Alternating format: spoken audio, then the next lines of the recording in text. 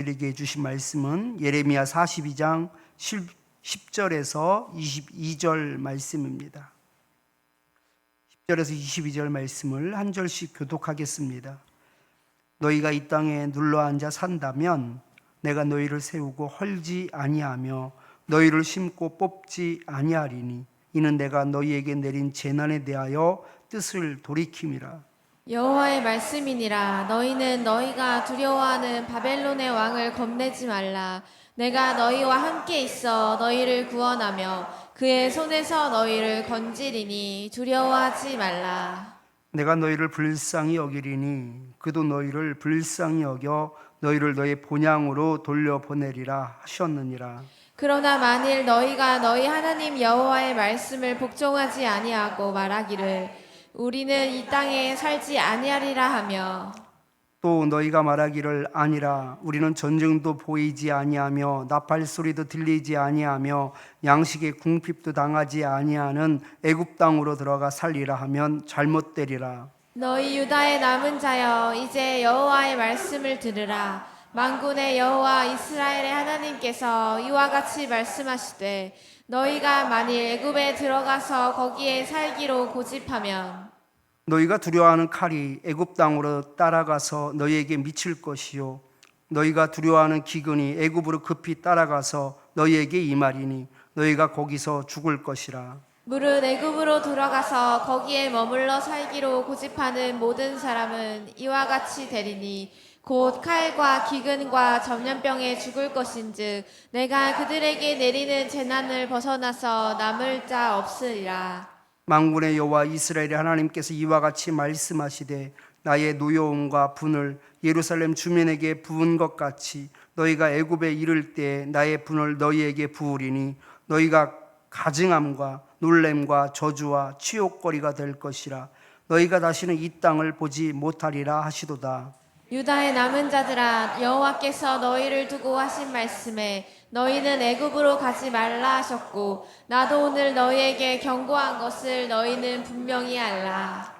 너희가 나를 너희 하나님 여호와께 보내며 이르기를 우리를 위하여 우리 하나님 여호와께 기도하고 우리 하나님 여호와께서 말씀하신 대로 우리에게 전하라. 우리가 그대로 행하리라 하여 너희 마음을 속였느니라. 너희 하나님 여호와께서 나를 보내사 너희에게 명하신 말씀을 내가 오늘 너희에게 전하였어도 너희가 너희 하나님 여호와의 목소리를 도무지 순종하지 아니하였은즉 다 같이 너희가 가서 머물러 구하는 곳에서 칼과 기근과 전염병에 죽을 줄 분명히 알지니라.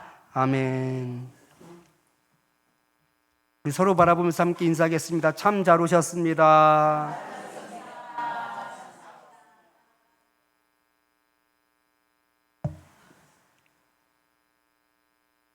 내 생각에 쌓인이라는 말씀의 제목을 가지고 함께 은혜를 나누겠습니다.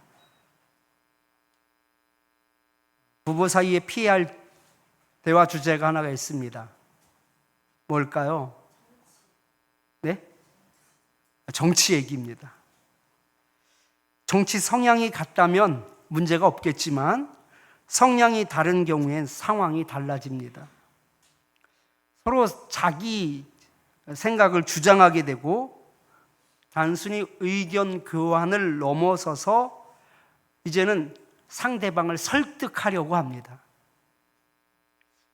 그러다 보면 대화가 점점 격해지게 되고 감정도 상하게 되는 것이죠.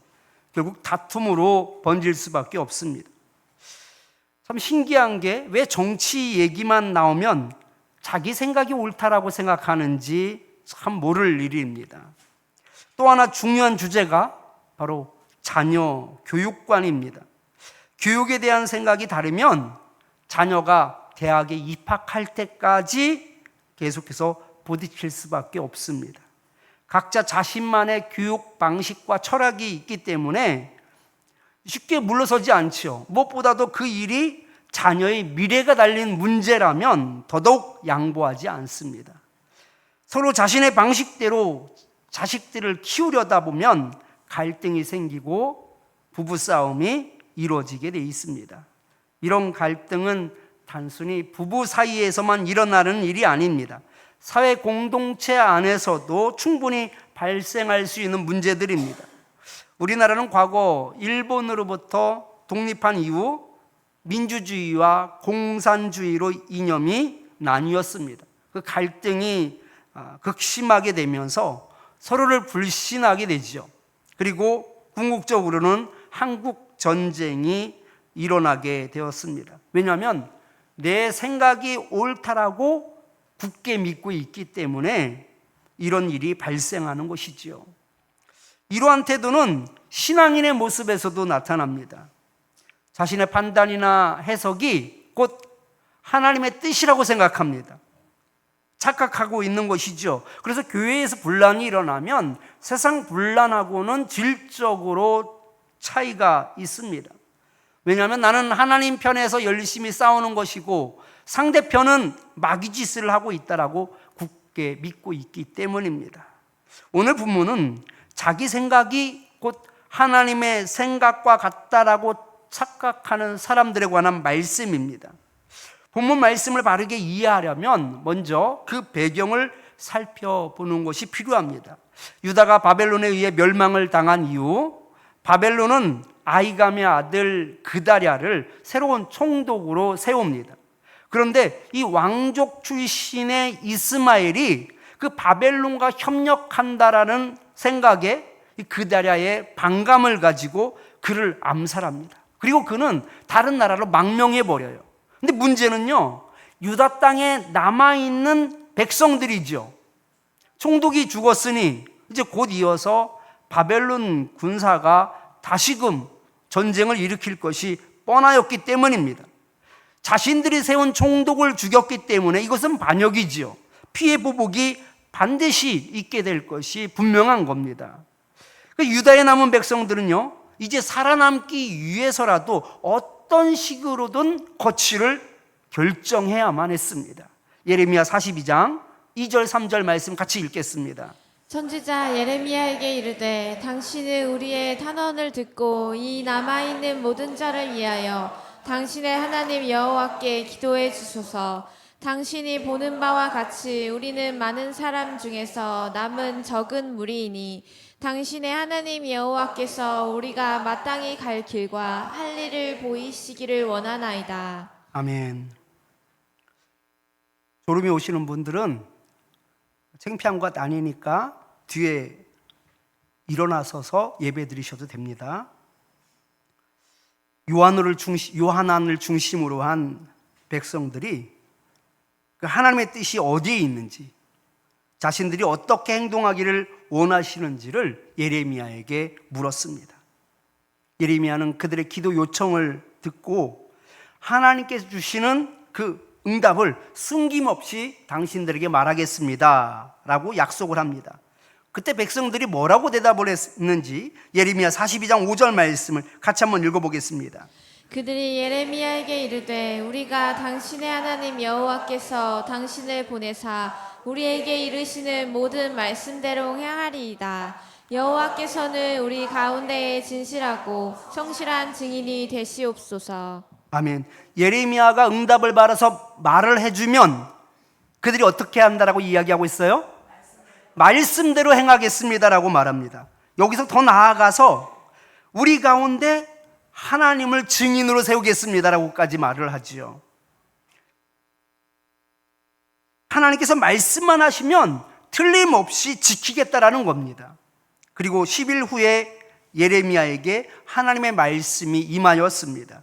본문 10절 말씀을 같이 한번 읽어보겠습니다. 너희가 이 땅에 눌러 앉아 산다면 내가 너희를 세우고 헐지 아니하며 너희를 심고 뽑지 아니하리니 이는 내가 너희에게 내린 재난에 대하여 뜻을 돌이킴이라. 아멘. 쉽게 말하면 다른 데 도망갈 생각하지 말고 그냥 이 땅에 그냥 남아있으라는 겁니다. 그래도 아무 해가 없을 것이다라고 말합니다. 말씀을 지키기 위해 뭔가를 애쓸 필요도 없는 겁니다. 그냥 있으면 된다라는 것입니다.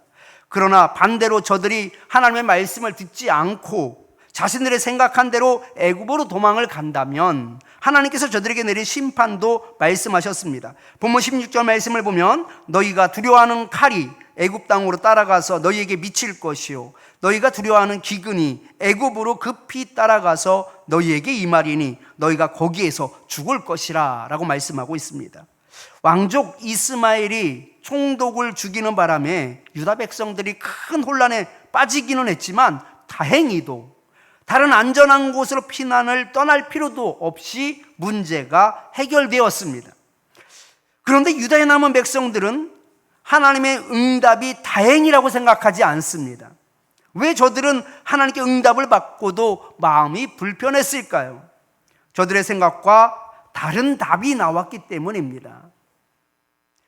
저들의 속마음은 애굽으로 피난 가는 것이 가장 안전하다라고 하나님께서 말씀하실 줄 알았습니다. 저들의 잘못된 생각에 대해 하나님께서 분명하게 경고하셨습니다. 본문 21절, 22절 말씀 같이 한번 읽어보겠습니다. 너희 하나님 여호와께서 나를 보내사 너희에게 명하신 말씀을 내가 오늘 너희에게 전하였어도 너희가 너희 하나님 여호와의 목소리를 도무지 순종하지 아니하였은즉 너희가 가서 머물려고 하는 곳에서 칼과 기근과 전염병에 죽을 줄 분명히 알지니라. 아멘. 너희들이 지금 당장 겪게 되는 이 문제 때문에 애굽으로 내려가게 된다면 그곳에서 칼과 기근과 전염병으로 죽게 될 것이다라고 말합니다.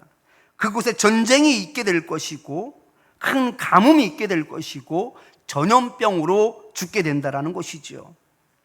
그럼에도 불구하고 백성들은 결국 애굽으로 향하게 됩니다. 왜 그들은 그 경고 자체를 무시했을까요? 결론부터 말하자면 그들은 하나님의 말씀에 단순히 불순종한 것이 아니라 예레미야를 통해 주신 하나님의 말씀 자체를 믿지 않았기 때문입니다. 예레미야 43장 2절 말씀을 보면 호사의 아들 아사랴와 가랴의 아들 요하난과 모든 오만한 자가 예레미야에게 말하기를 내가 거짓을 말하는도다. 우리 하나님 여호와께서 너희는 애굽에서 살려고 그리로 가지 말라고 너를 보내어 말하게 하지 아니하셨느니라. 이 얘기가 무슨 말입니까? 하나님께서 무슨 말씀을 하시든 따르겠다라고 약속을 했지만 정작 애굽으로 내려가지 말고 그냥 여기에 남아 있으라고 말씀을 하시니까 하나님께서 그렇게 말씀하실 리가 없다라는 겁니다. 그러면서 예레미야를 거짓으로 몰아세우고 있습니다. 그렇다면 유다에 남은 자들은 어떤 근거로 그렇게 확신하며 예레미야 말을 거짓이라고 그렇게 거부한 것일까요? 그들은 바벨론이 세운 총독 그다랴가 암살당하는 그 상황을 두고 바벨론의 그 피해 보복이 반드시 뒤따를 것이다라고 판단했습니다. 이것은 당시로서는 지극히 상식적이고 누구나 예상할 수 있는 상황입니다. 그래서 그들은 하나님께서도 문제의 심각성을 가지고 급히 유다 땅을 떠나 애굽으로 피신하라고 하실 줄 알았던 것이죠. 그런데 막상 유다 땅에 남아 있으라는 말을 듣게 되니까 어이가 없었던 겁니다. 예레미야 말대로 여기 남아 있다가 바벨론 군사한테 그때 죽으면 그때 누가 책임을 지겠습니까? 라는 생각을 했을 법도 합니다. 하나님께서 자신들의 판단이 옳다는 인증 도장을 찍어주시길 바랐던 겁니다. 결국 그들은 하나님의 뜻을 묻는 것이 아니라 자신들이 이미 정해놓은 결론에 하나님의 동의를 기대했던 겁니다. 이것이 얼마나 무서운 교만인지 모릅니다. 내 생각이 맞다고 하는 강한 확신이 있을 때만이 가능한 것인데 우리는 하나님 앞에서 자기 확신을 하고 있지는 않는지 돌아봐 보시기 바랍니다. 어떤 사람이 이직을 준비하는데 연봉도 높고 처우 개선도 좋은 겁니다. 그런데 문제는 그 회사가 신앙생활을 하는데 어려움이 있을 것 같습니다. 영적으로 나와 맞지 않는 회사인 것 같습니다. 그러나 대수롭게 생각하지 않습니다. 왜냐하면 연봉이 높고 처우 개선이 좋기 때문이죠. 그리고 자기 자신을 믿습니다. 스스로 난 할 수 있어. 나는 다른 사람과 달라. 다 사람 하기 나름이지. 나만 똑바로 서 있으면 돼. 라며 문제될 것이 없다라고 생각합니다. 그 회사에서 선한 영향력을 끼쳐서 하나님께 영광을 드러내리라 라면서 자기 합리화를 하기도 합니다. 그러면서 우리가 보통 이런 기도를 하죠. 제가 그 회사에 이직하려고 하는데 주님의 뜻이라면 평안함을 주옵소서. 기도를 하는데 불편함이 없습니다. 오히려 그 높은 연봉과 복지 혜택을 생각하면 설레기까지 합니다. 그러면 어떻습니까? 무릎을 탁 치면서 역시 하나님이 허락하셨구나 라며 이직을 합니다. 기도의 목적이 순종이 아니라 동의를 구하는 수단이 되어버린 겁니다. 내 생각에 대한 확신이 있으면 하나님의 뜻은 더 이상 들리지 않습니다. 내 생각이 틀림없다고 하는 자기 확신에서 우리는 벗어나야 합니다. 기도하는 것은 자기 확신을 내려놓는 겁니다. 자신을 비우는 겁니다. 상식도 내려놓고 조건과 지식도 내려놓고 온전히 하나님의 생각을 구해야 합니다. 온전히 하나님의 생각을 구한다라는 것은 마치 빈 그릇과 같습니다. 기도는 내가 무엇을 채우는 시간이 아니라 하나님께서 채우시도록 내 마음을 비우는 시간입니다. 혹 자기 확신 가운데 채워진 것이 있다면 여러분 깨끗이 비워내야 합니다. 그럴 때 상식을 뛰어넘는 하나님의 방법이 채워질 수 있습니다. 그럴 때만이 내가 원하는 것이 아니라 하나님께서 원하시는 것이 담겨져 온전히 순종할 수 있습니다. 요나 선지자는 니느웨 사람들이 하나님의 심판을 받아 마땅하다고 여겼습니다. 그런데 하나님께서는 요나에게 니느웨에 가서 하나님의 심판을 선포하라고 명령하시는 겁니다. 요나는 이해할 수 없었습니다. 가만히 두면 저들은 스스로 멸망할 텐데 왜 굳이 그들에게 말씀을 전하라고 하시는지 납득할 수가 없었습니다. 혹시라도 그들이 하나님의 말씀을 듣고 회개하지는 않을까 하는 염려도 있었습니다. 결국 요나는 하나님의 말씀을 거부하고 다시스로 도망을 쳤습니다. 요나가 이렇게 행동한 것은 자기 생각이 옳다고 믿었기 때문이며 하나님의 생각은 잘못되었다고 여겼기 때문입니다. 지금 유다에 남은 자들도 요나와 똑같은 생각을 하고 있는 겁니다. 예루살렘이 멸망하기 전까지만 해도 예레미야는 누구도 믿지 않았습니다. 그런데 나라가 멸망하고 나서야 예레미야의 예언이 맞았다라는 것을 깨닫게 되었고 그를 참 선지자로 비로소 여기게 됩니다. 그래서 그들은 참 선지자로 여겼던 예레미야에게 가서 우리가 어떻게 처신을 해야지 되는지 물었던 것이죠. 그리고 하나님께서 말씀하시는 대로 우리가 그렇게 따르겠습니다라고까지 그렇게 결심을 하였습니다.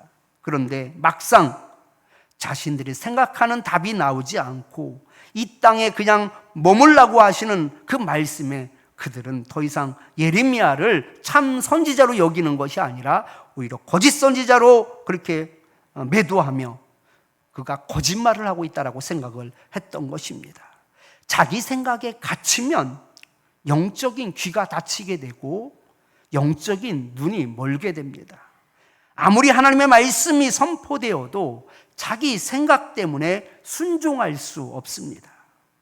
하나님께서는 이처럼 자기 생각에 사로잡혀 순종하지 않는 유다 백성들을 향해 너희 마음을 속였다라고 책망하고 있습니다. 자기 생각을 주장하는 것은 불순종에 더해서 하나님을 기만하는 죄를 더하는 겁니다.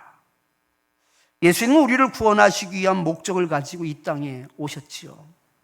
그럼에도 불구하고 잡히시기 전날 밤 겟세마네 동산에서 큰 고통과 그 번민을 겪으셨습니다. 예수님은 하나님께 기도하시며 십자가의 죽음이 아닌 다른 방법으로 인류를 구원할 수 있다면 이 잔이 내게서 지나가게 해달라고 간구하셨습니다. 자신의 생각을 담아 기도한 것이지요. 그런데 이렇게 기도하신 것도 잠시였고 다시 기도하시기를 내가 원하는 대로 하지 마시고 하나님의 뜻대로 일이 이루어지게 하옵소서라고 하셨습니다. 기도의 그릇에 자신의 생각을 비우고 하나님의 뜻으로 채우신 것입니다. 예수님은 내 생각이 아닌 하나님의 뜻을 따라 온전히 순종하였기 때문에 결국 십자가에 못 박혀 돌아가셨습니다. 이제 우리도 결단해야 합니다. 살다 보면 사람이라면 누구나 눈에 들어오는 것들이 있고 마음을 움직이게 하는 것들이 있습니다. 그것이 많은 사람들이 바라는 것일 수도 있고 추구할 만한 가치가 있는 것일 수도 있습니다. 그러나 그것이 옳다라는 것은 절대로 아닙니다. 사람이라면 지극히 상식적이고 자연스러운 반응일 수는 있을지 모르지만 누구나 당연하게 여기는 것일지라도 우리만큼은, 우리 믿는 사람만큼은 그것이 당연한 것조차 내려놓아야 합니다. 내 생각을 온전히 비우고 하나님의 계획과 뜻으로 마음을 채워야 합니다. 그래야 비로소 우리는 순종할 수 있고 하나님의 뜻을 따를 수 있습니다. 오늘부터 내가 집착하며 붙잡고 있었던 것이 무엇인지 우리는 찾아내야 합니다. 하나님 안에서조차 상식적으로 여겼던 것들, 당연하다라고 생각했던 것들에 대해서 여러분 되짚어 보시고 반드시 이 당연하다라고 생각했던 것들을 털어내야 합니다. 내 생각과 판단이 옳게 느껴질지라도 주님 안에서 그렇지 않을 수 있음을 진심으로 고백하며 하나님 앞에서 우리는 겸손함으로 나아가야 합니다. 혹시 나는 납득이 되는 것에만 순종하고 있지는 않는지 돌아보시고 납득이 되지 않더라도 순종함으로 나아갈 수 있어야 합니다. 하나님은 우리가 순종하기를 원하십니다. 그러나 그 순종은 내 생각과 판단이 옳다고 여길 때만 하는 선택적인 순종이 아니라 하나님의 뜻이 나의 기대와 다를지라도 기꺼이 따르는 온전한 순종이 되어야 합니다. 예레미야 시대의 유다 백성들처럼 우리는 종종 하나님의 뜻을 묻는 척하면서도 이미 정해진 내 결론에 하나님께서 도장을 찍어주시기를 기대합니다. 그러나 진정한 믿음은 내 생각을 내려놓는 것입니다. 그리고 하나님의 뜻을 받아들이는 것입니다. 예수님께서 겟세마네 동산에서 기도하셨던 것처럼 내 뜻이 아니라 아버지의 뜻대로 하옵소서라는 그런 고백이 우리 삶이 되어야 할 줄 믿습니다. 기도는 내 뜻을 관철시키는 수단이 절대로 아닙니다. 하나님의 뜻을 받아들이는 자리가 바로 기도입니다. 그 자리에서 우리는 비로소 하나님의 사랑을 경험하고 그 뜻에 온전히 순종할 수 있습니다. 이제 우리도 결단해야 합니다. 내 생각을 내려놓고 하나님의 뜻을 구하십시오. 내 판단을 비우고 하나님의 계획으로 채우십시오. 그럴 때 우리는 하나님의 뜻 안에서 살아가게 되고 그 뜻을 이루는 도구로 쓰임받게 될 줄 믿습니다. 우리 말씀을 기억하면서 은혜 함께 찬송하겠습니다.